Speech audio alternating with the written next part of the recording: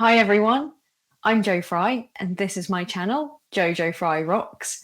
And in this video, I want to explore the question of where tone comes from in an electric guitar. I know there's going to be a lot of debate about this, there always is.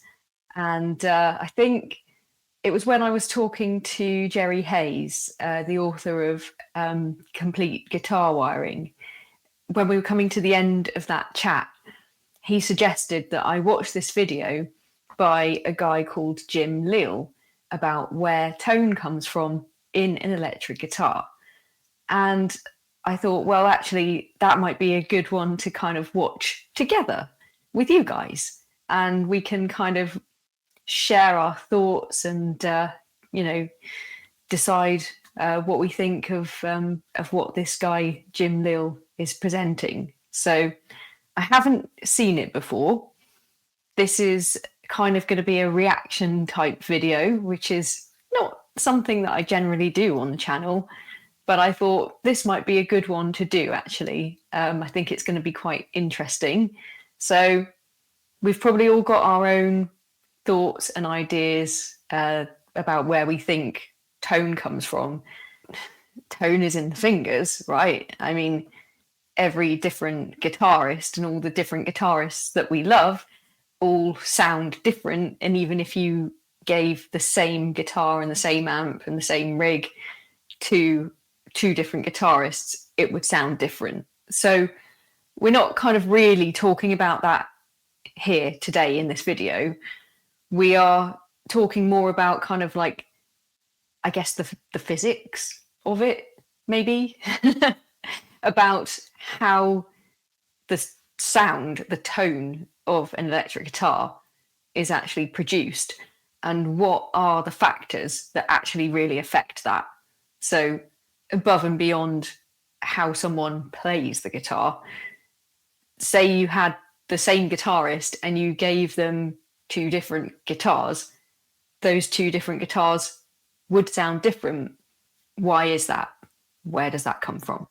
So that's what we're going to try to explore and unpick and talk about in this video. So let's dive in to Lill's video. I think it's from a couple of years ago, 2 or 3 years ago. So it's been around for a while and maybe some of you have already seen it and I'm late to the party, but let's have a look at it together, shall we? Over the holidays, I wanted to find out the truth about where the tone comes from in an electric guitar. What makes one electric guitar sound different from another when they're plugged into the same amp? I've read and heard all sorts of ways that every single part on the guitar can make a difference in the sound, but I don't actually know if any of that's true. I wanted to take the time to actually test them and capture the results with audio and video so you guys can see for yourself and decide what you think's important too. First thing I did was email 3 very high-end guitar builders whose guitars I've personally played and enjoyed very much. And I asked them the question, what 5 factors in an electric guitar make the most difference in the amplified sound? All right, I'm going to stop Jim just there. What do we reckon?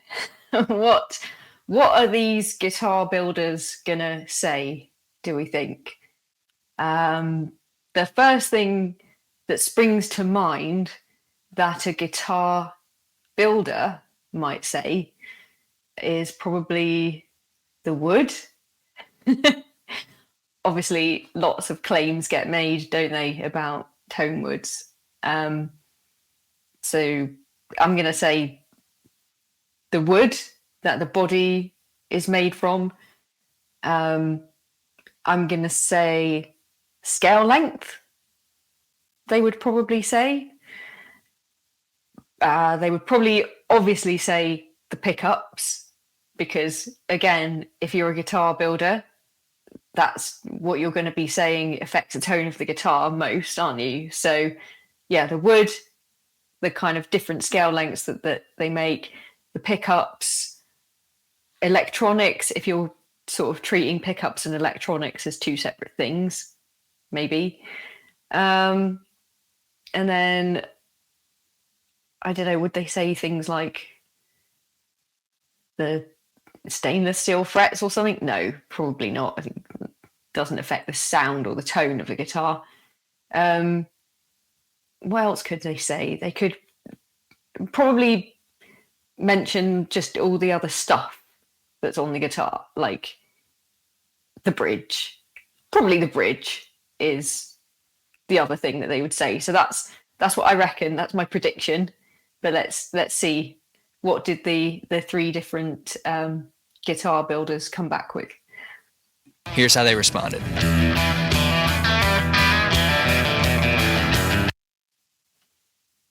Okay. So what do we have? Bodywood. That's what I thought they would probably say. So bodywood and neckwood separately. Pickups, hardware, and finish. Now this is where it gets a bit dubious, doesn't it? Like talking about how paint affects the tone of a guitar is, I think, a little bit where it gets a bit ridiculous, and I definitely draw the line on that one when people claim that like nitro finishes versus polyurethane finish changes the tone of a guitar. Like, I just don't think so. The second list, so that second list seems to be in order of importance that they think it makes.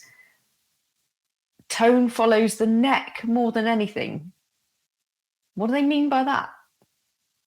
I'm not sure what they mean by that.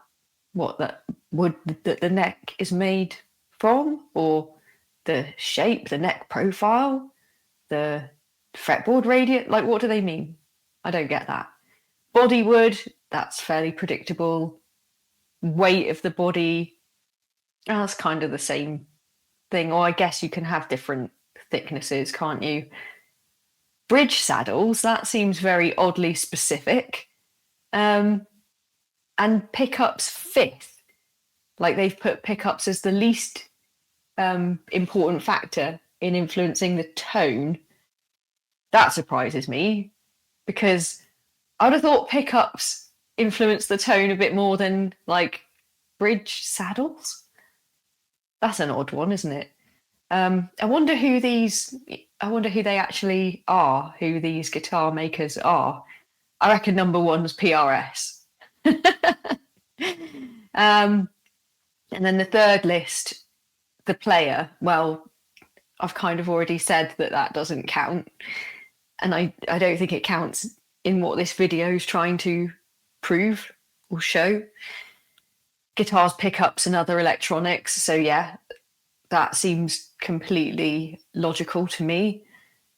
The guitar's hardware, the construction of the guitar. So I guess, yeah, things like whether the body's chambered or whether it's like semi-hollow. I think that does have an influence on how it sounds. Although when I think about my Squire Thinline, like the fact that was semi-hollow, was not properly semi-hollow, but obviously it's a bit chambered.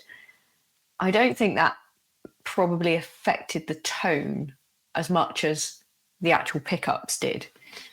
And then I can't see that last one. The wood or materials that the guitar's built from. Right. So they all mention the wood. And I think as a guitar maker, isn't that somehow... They've got to say that, haven't they? Because a lot of the time, the cost or the price of the guitar is usually, or quite often, based on the kind of cost of the materials. So like how expensive the different kind of types of wood are that it's made from. So I think that's sort of built into this, isn't it? They sort of have to say that. But anyway, I'm a kind of tone wood skeptic. I don't think that it makes as much difference as some of these guitar makers like PRS would claim. But I will say, on the other hand, that the guitars that I own that are made of mahogany, so the one I made myself and my PRS SE, and now the Jet the Jet telly that's made of mahogany as well, I do feel like they have a bit more resonance, maybe a little bit more sustain. So I don't know if that is the same thing as saying that it affects the tone. I definitely feel like it affects sustain.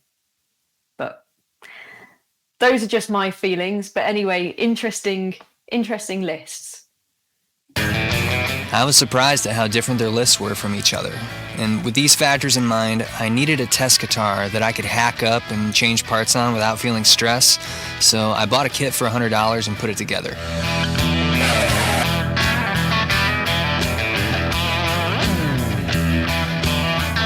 As a baseline, I tested it against my Tom Anderson telly because almost everything about the Anderson is different than the parts caster.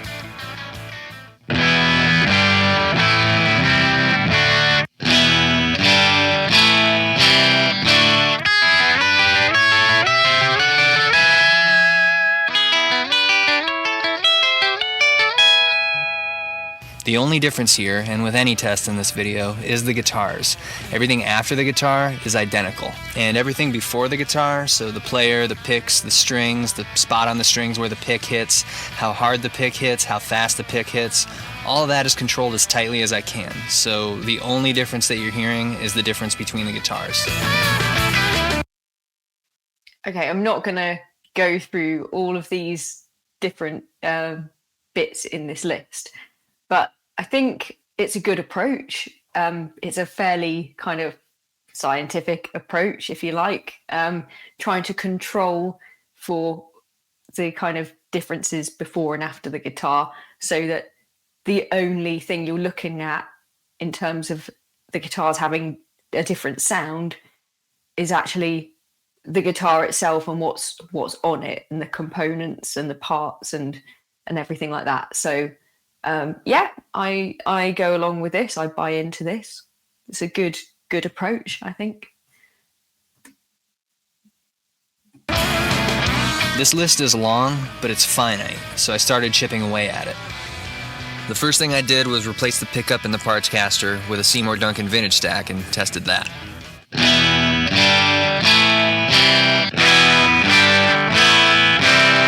And after testing that, I compared it to the Anderson, which also has a vintage stack.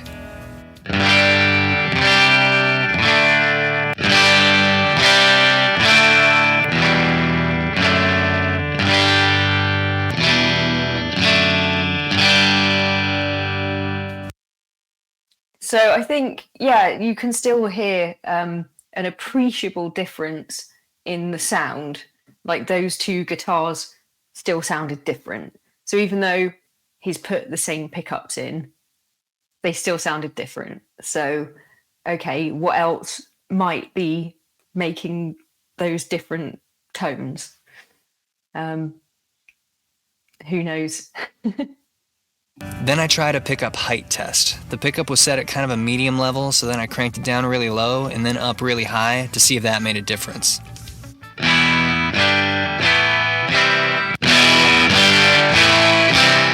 After that, I continued forward through a bunch of tests, including sanding the headstock down to a normal shape,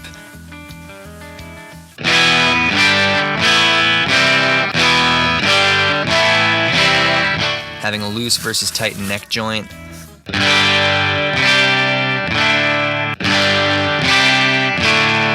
I tried brass saddles versus steel,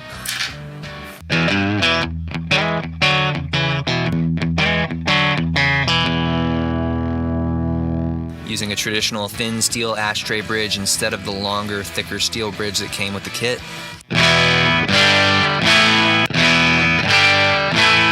I tried top loading the strings versus putting the strings through the body.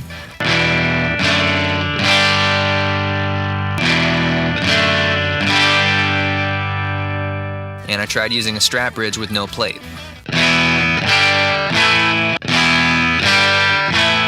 When I did the no plate test, the crude pickup mount I fashioned wasn't very stable, and I couldn't keep the pickup in one spot. The differences I noticed even during the same take based on tiny amounts the pickup was moving frustrated me because I couldn't accurately test the strat bridge, and I hadn't really been paying close attention to how close the pickup was to the strings.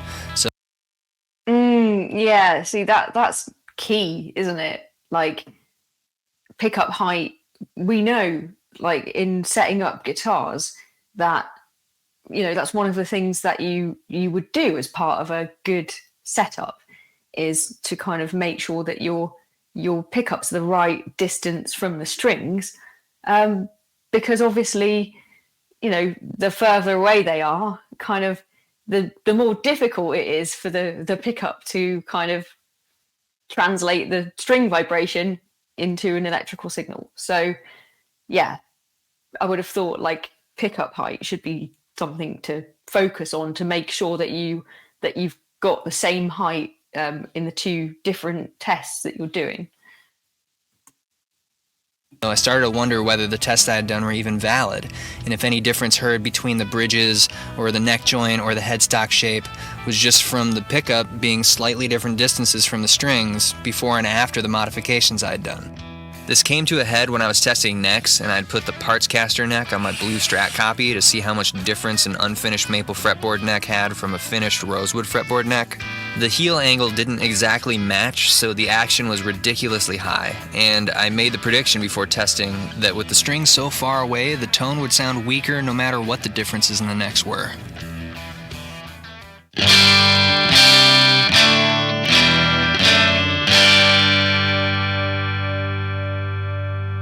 So I asked myself, what if I militantly matched the distance from the pickup to the strings? I got my feeler gauges and measured the distance from the low E string to the pickup and the high E string to the pickup on my Anderson and matched it as close as I could on the parts caster. Then I tested it.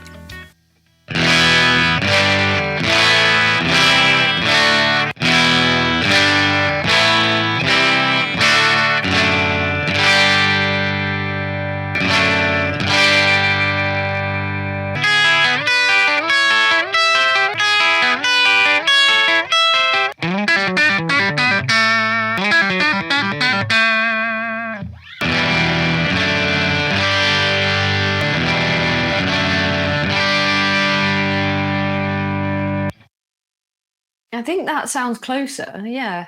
It's still not exactly the same, but I think that pickup height did make quite a lot of difference.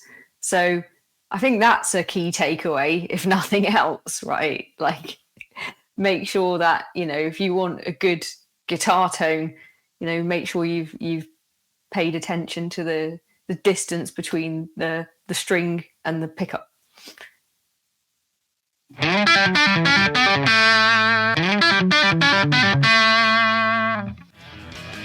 This was a turning point for me. There were a lot of things different about these two guitars, and not a lot that was the same. At this point in testing, here's a list of all the things that these two guitars had in common. I became more interested in testing the things that were on this list, and a big one was the guitar body. What if I took a radically different approach? Could it sound the same as my Anderson? I'm out in the barn, and it's time to pick a new guitar. So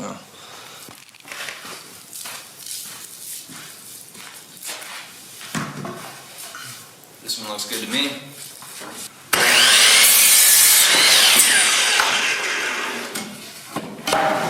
Got it.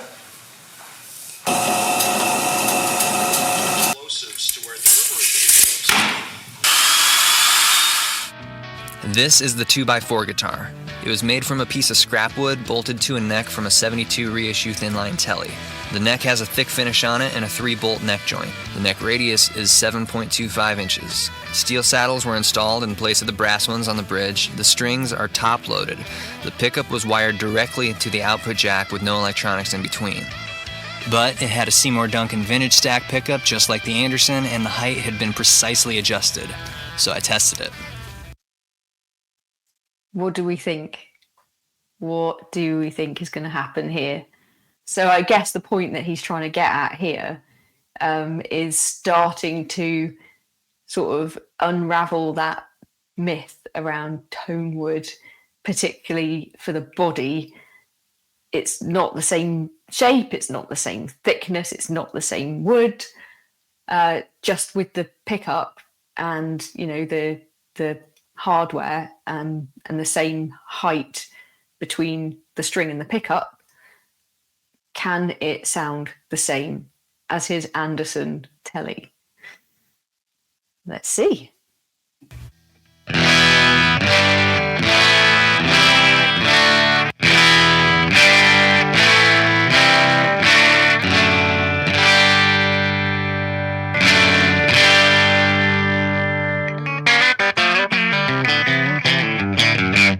I couldn't get it to exactly match. I thought maybe the bodywood does play a role, or maybe it's something to do with the neck finish, but I was hearing a harsh top end, so my thought was that maybe it's because I wired straight from the pickup to the output jack and didn't include any electronics to bleed highs off to ground.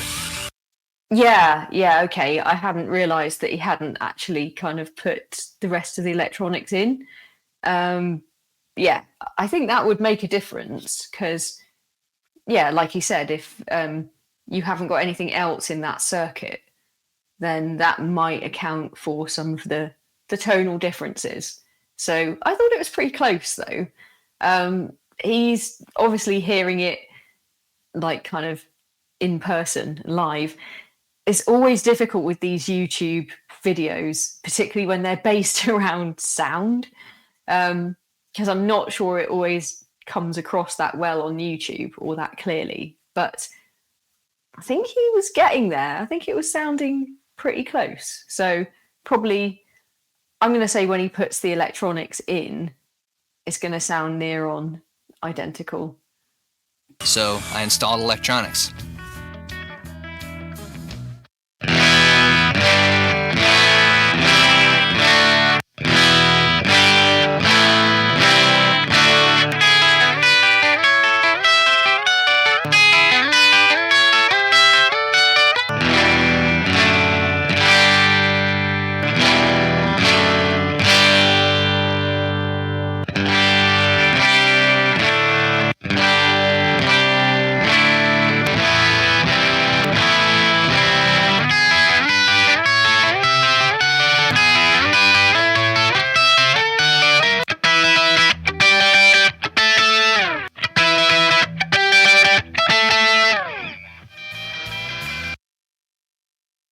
Well, I don't know about you, but I think that sounded pretty close, especially once he'd kind of added the effects, his pedal, his compressor.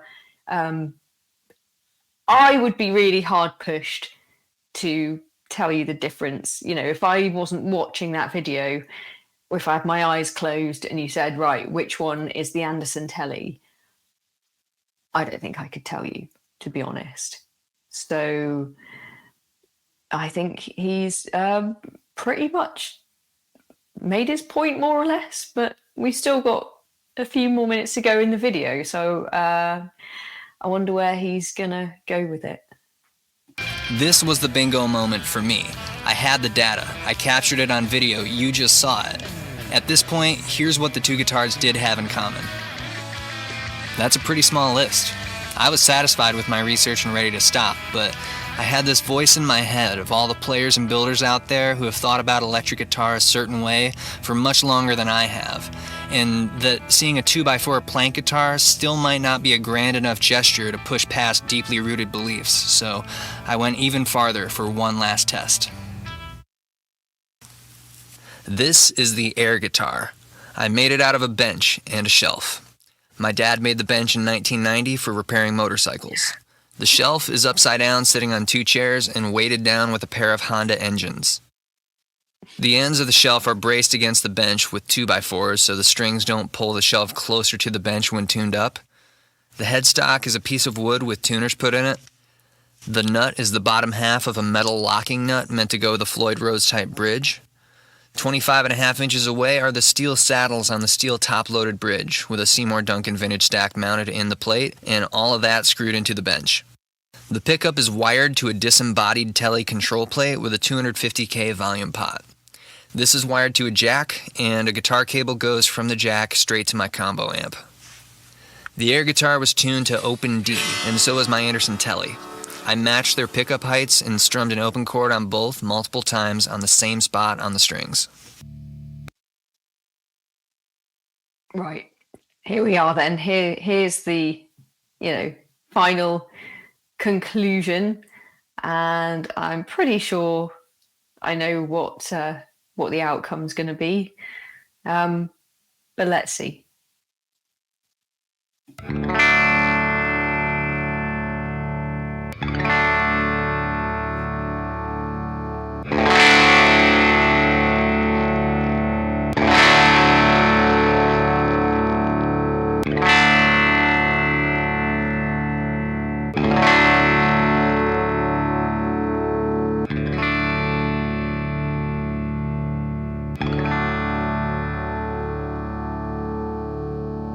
Here are the things that the Anderson and the air guitar had in common.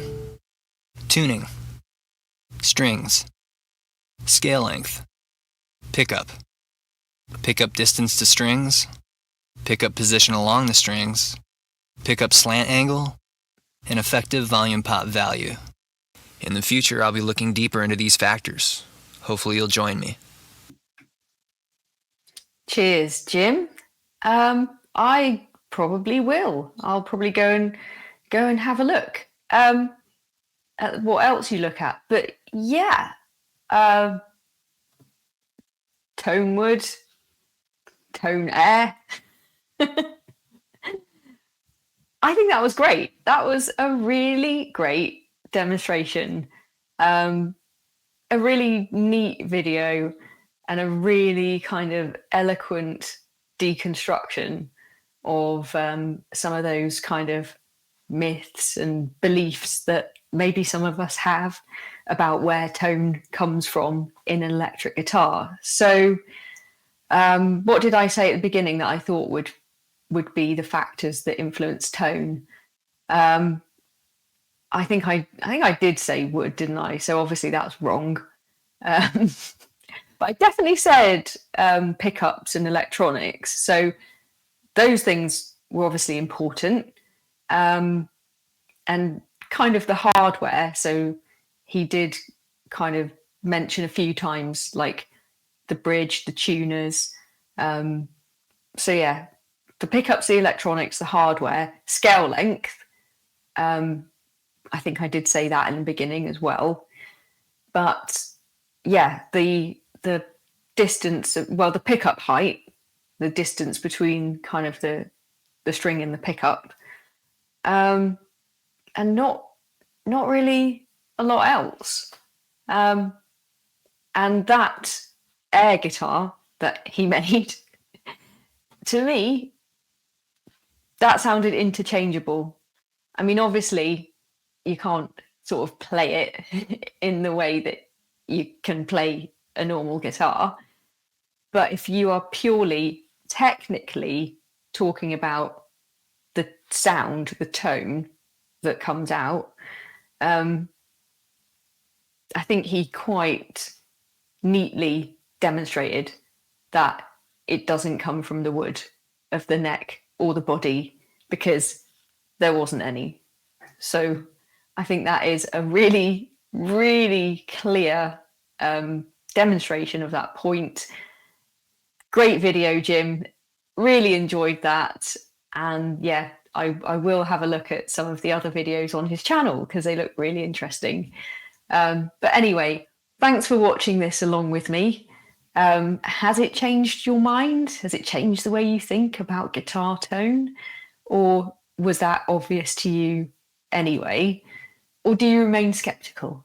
Let me know in the comments, and thanks for watching. I will see you next time.